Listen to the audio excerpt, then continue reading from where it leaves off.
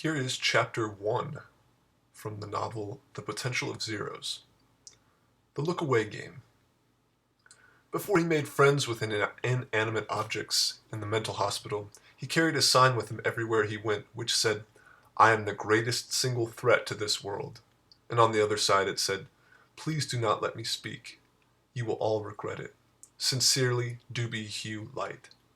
One shoe on and one shoe off, the empty shoe collected the pity, fear, or aimless faith of the few in the form of small change. Most passers-by paid him no mind or looked away. They must have had some mission statement with out-of-sight ends that allowed them to ignore him. Simple directives. Go to class, go to work, get dinner, get booze, buy condoms, get home safe, protect yourself. But maybe mission statements weren't his real competitor. Maybe it was Colfax Avenue's endless promises of self-gratification.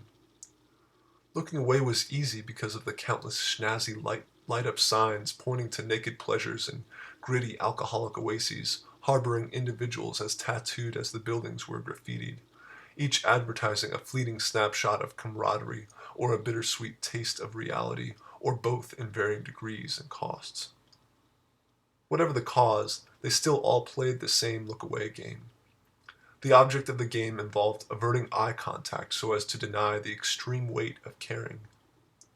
He never won. He was the object to avert. How could he win when his caring weighed so much that he sacrificed his own voice?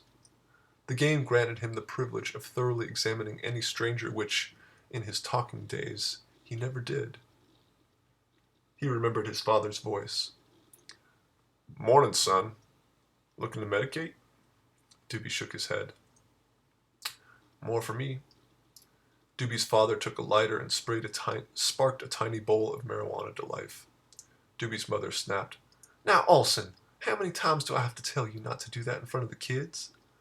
His voice sounded cloudy as he exhaled the smoke. "Well, there's no space for it at work, and I gotta get there in less than an hour. Besides, all these people saying it ain't healthy don't know what they're talking about. I got these herniated discs in my back, and this stuff makes me forget all about it." "But our kids' little brains are still growing. They don't need to be forgetting anything." "Where am I supposed to go, Lena? Our kids run around here like stray cats." He paused and whispered under his breath, "Didn't ask to be father of 7, you know." "Olson, are you saying we should have blocked God's love? You know what the church says about," she paused and whispered, "condoms and such." He sighed. I know. Condoms are the devil's underwear, and we gotta go out and be fruitful." His bloodshot eyes peered dreamily. "I do like being fruitful with you, honey." Doobie grew up with 3 brothers, Flash, Red, and Laz, and 3 sisters, Feather, Sky, and Munia. His last name was Light. His parents thought they were funny. His father asked him what he wanted to be when he grew up. Doobie said he wanted to be a starving artist. That was the first time he saw the future. Not long after that, he left home and enhanced his vision of the future with the LSD he stole from his dad. One vision haunted him and flashed again and again throughout his life. He saw himself dancing in a way that almost hurt his head to watch, as if every part of his body was a sex organ stimulated by its own unique rhythm. In the middle of a narrow street with cars packed in on both sides, his body gyrated while waving a gun aimlessly in the air, and he saw his mouth frantically screaming, but his lips were not clear enough to read. The only thing he knew was that after he spoke, pure black clouds ripped across a crimson sky like the inverse of lightning, leaving everything known in the dark. Before anyone could react, a countless number of stars appeared, but they were nothing like the stars any astronomer ever studied because these stars refused to twinkle quietly in their corner of the sky. They blossomed carnivorously.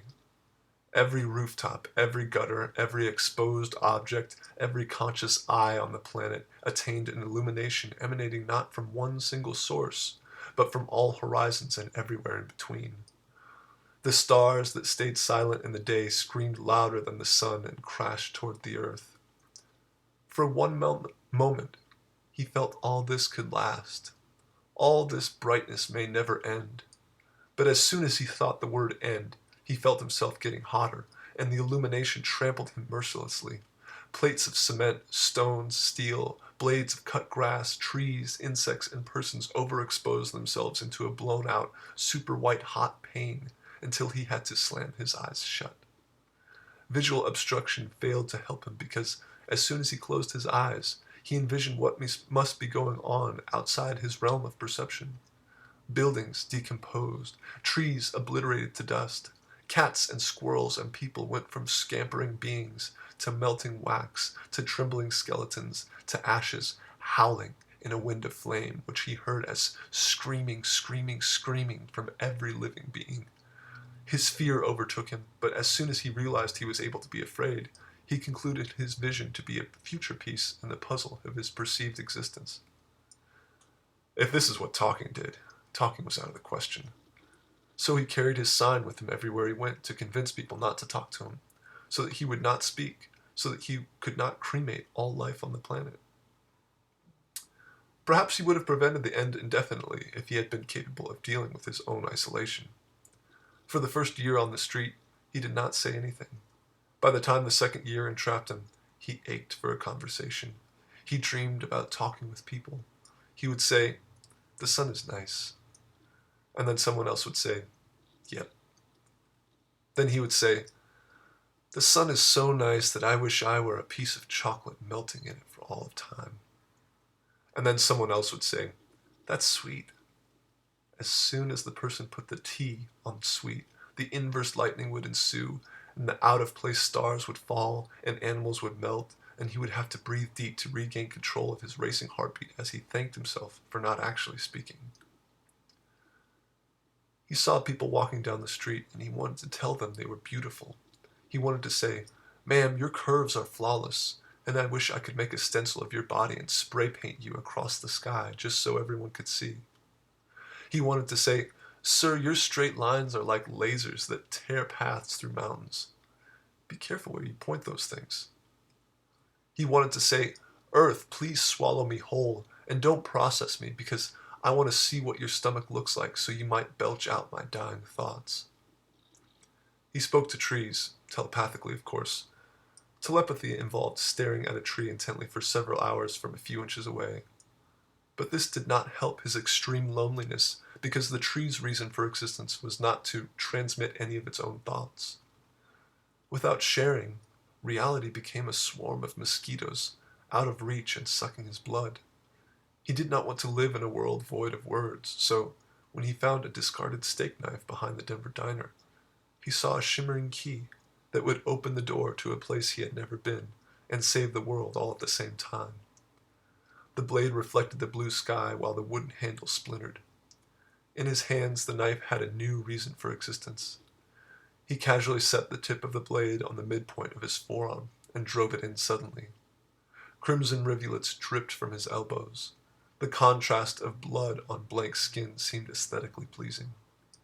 No reason came for him to stop with his forearm, so he took the tip, put it at his neck, and let it slide up.